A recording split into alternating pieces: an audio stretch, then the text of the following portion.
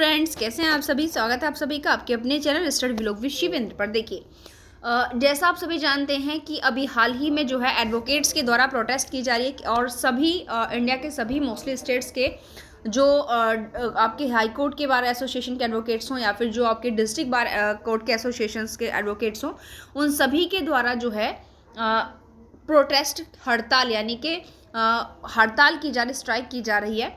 क्यों? क्योंकि अभी जो एडवोकेट एक्ट में जो अमेंडमेंट बिल का प्रस्ताव रखा गया है, जिसे पहले जनता के ओपिनियन के लिए रखा गया था, उस प्रस्ताव के अंदर, उस बिल के अंदर बहुत सी ऐसी चीज़ें थी जो एडवोकेट्स के अगेंस्ट थी, जिसमें यानी कि कुछ ऐसी चीज़ें हैं भाई कि अगर कोई एडवोकेट अपना केस नहीं जीत पाता है तो यहाँ तक उसमें ये चीज़ें थी कि एक क्लाइंट भी एडवोकेट के अगेंस्ट जो है सूट फाइल कर सकता है और उसके अगेंस्ट जो वो क्लाइंट है वो एडवोकेट से कंपनसेशन ले सकता है हारने के लिए। तो ये चीज़ें बिल्कुल कहीं से कहीं तक भी औचित्य नहीं रखती। और साथ ही साथ बार काउंसिल ऑफ इंडिया में जो मेंबर्स हैं उनमें से कुछ मेंबर्स को जो है अपॉइंटमेंट करेगी केंद्र सरकार, और जो बीसीआई के रूल बनाने की पावर है वहाँ पर भी रूल बनाने की पावर केंद्र सरकार को दी गई इस प्रस्ताव के माध्यम से।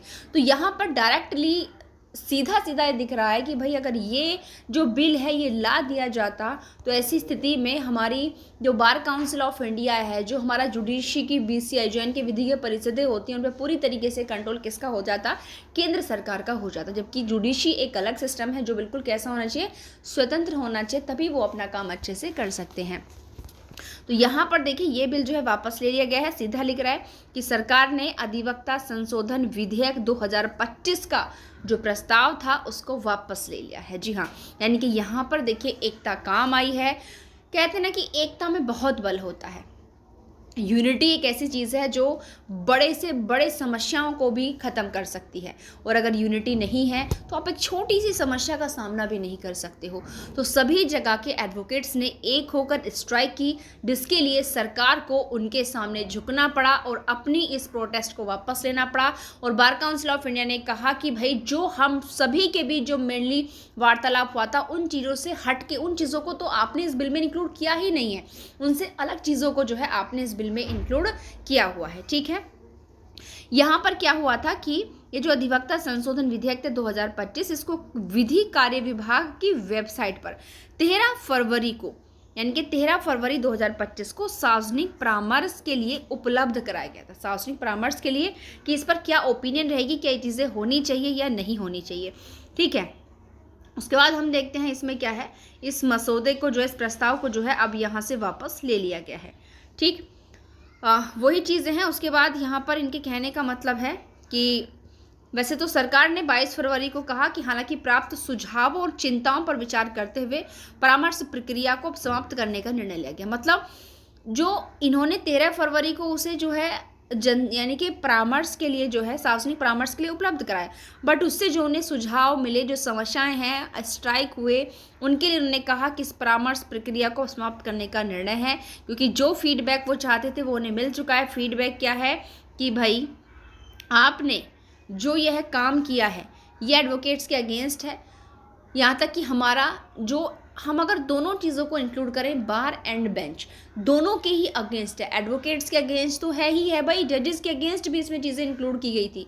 ठीक है, तो यहाँ पर ये कहना चाहते हैं कि बीसीआई ने सभी बार एसोसिएशन और कानूनी पेशेवरों से समय से पहले विरोध प्रदर्शन या हड़ताल से बचने और 24 फरवरी से, मतलब वो अब आपकी जो है 24 फरवरी से अदालती काम शुरू करने का आग्रह किया। यानी कि ये जो आपका कल मंडे आने वाला है, इससे कहा कि भैया प्रोटेस्ट खत्म करो। क्यों? क्योंकि अब आप जो चाहते थे वो तो हो चुका है ना। यहाँ पर देखिए बार काउंसिल ऑफ इंडिया ने भी सपोर्ट किया है, किसका? एडवोकेट्स का। जी हाँ, इसीलिए सरकार को हारना पड़ा, अपने प्रस्ताव को वापस लेना पड़ा, और बार काउंसिल ऑफ इंडिया ने यहाँ पर एडवोकेट से रिक्वेस्ट की है कि भाई आप 24 फरवरी से अपने अदालती काम फिर से शुरू करें, किसी भी प्रकार की प्रोटेस्ट या स्ट्राइक से आप बचें। ठीक है, अब यहाँ पर थोड़े से की पॉइंट्स, वैसे तो हम एक सेपरेट वीडियो इस चीज़ के लिए बनाकर लेकर आए थे, कानूनी विधेयक जो भी इसमें, मतलब इस पर आपत्ति क्यों जताई गई, थोड़े से वो पॉइंट्स हमें आपको एक बार जो है बता देते हैं कि आखिर क्यों आपत्ति जताई गई थी इन चीज़ों पर। ठीक है, तो सबसे पहले देखिए जो हमारा एडवोकेट एक्ट 1961 एडवोकेट्स के जो है कंडक्ट से संबंधित चीज़ों को रेगुलेट करता है कि उन्हें नॉमिनेट कैसे होंगे, क्या उनके अंदर एबिलिटी होनी चाहिए, अगर वो मिसकंडक्ट करेंगे तो कितनी पनिशमेंट होगी, कौन बन सकता है, बार काउंसिल ऑफ इंडिया क्या रूल बना सकती है, स्टेट बार काउंसिल क्या रूल बना सकती है, वो सारी चीज़ें इस अधिनियम के अंतर्गत दी हुई हैं। तो देखिए, बार काउंसिल ऑफ इंडिया ने भी पहले इस विधेयक के संबंध में काफ़ी गहरी चिंताएं व्यक्त की हैं, क्योंकि बार काउंसिल ऑफ इंडिया भी यहाँ पर एडवोकेट के साथ थी। क्यों? क्योंकि यहाँ पर बार काउंसिल ऑफ इंडिया की भी तो पावर छीनी जा रही थी भाई, उसके अंदर भी जो मेंबर अपॉइंट हो रहे थे उनको केंद्र सरकार कर रही थी, और साथ ही साथ जो बार काउंसिल ऑफ इंडिया की नियम बनाने की पावर है एडवोकेट्स के लिए, उसमें भी इंटरफियर किया जा रहा था सरकार के द्वारा। तो यहाँ पर बार काउंसिल ऑफ इंडिया ने भी क्या किया, गहरी चिंताएं व्यक्त की और कई प्रावधानों की पहचान की थी जिनके अधिनियमित होने पर कानूनी पेशे पर गंभीर प्रभाव पड़ेगा और कानूनी पेशे की स्वायत्तता, इनकी फ्रीडम और उसकी इंटीग्रिटी क्या हो जाएगी, कमज़ोर हो जाएगी। ठीक है, इसीलिए अब यहाँ पर हम देखते हैं कि आखिर वो कौन कौन सी चीज़ें हैं जिनको लेकर यहाँ एडवोकेट्स और बार काउंसिल ऑफ इंडिया के द्वारा आपत्ति जताई गई।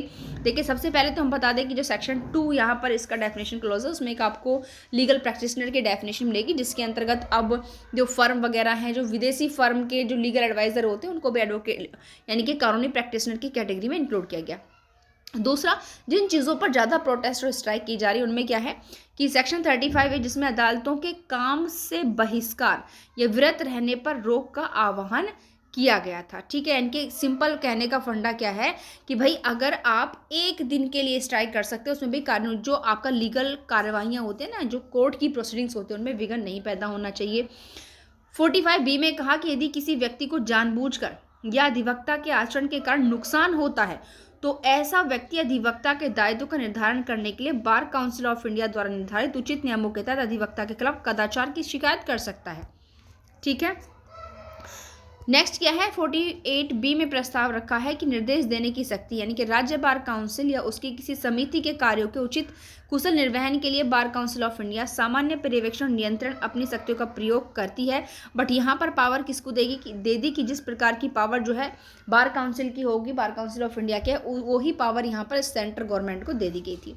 ठीक है, जैसे यहाँ पर लिख रहा है कि धारा 49B जो केंद्र को BCI को बाध्यकारी निर्देश जारी करने की शक्ति प्रदान करती है, केंद्र को BCI को, कि भाई केंद्र सरकार BCI को बाध्यकारी निर्देश जारी कर सकती है। इसका मतलब बाध्यकारी यानी कि बाउंड कर सकती है केंद्र सरकार बार काउंसिल ऑफ इंडिया को।